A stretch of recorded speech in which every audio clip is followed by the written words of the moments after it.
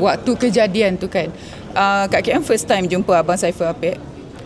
Dia orangnya, dia tu kita faham bila dia ambil pinggan kita tu, kita sebab masa tu sebenarnya kita nak ambil gambar.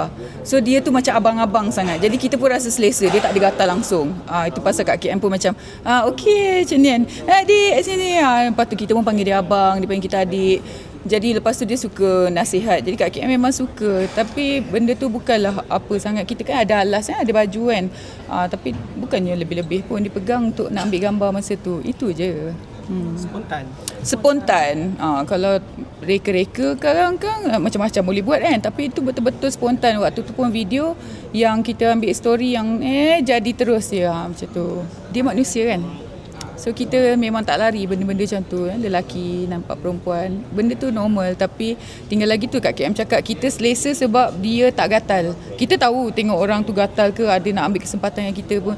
Macam Kak KM pun kalau jumpa sesiapa lelaki yang gatal, kita akan jauh. Kita tahu dia punya cara tu kan. Tapi ni dia kejar, datang, dia jumpa mama kat KM, salam, cium tangan lah apa semua. Lepas tu so kita rasa macam abang-abang sangat. Jadi benda tu janganlah kecam-kecam dia. Kesian lah dekat dia. Dia tak biasa kena kecam kat KM. Tak apa, kita dah biasa.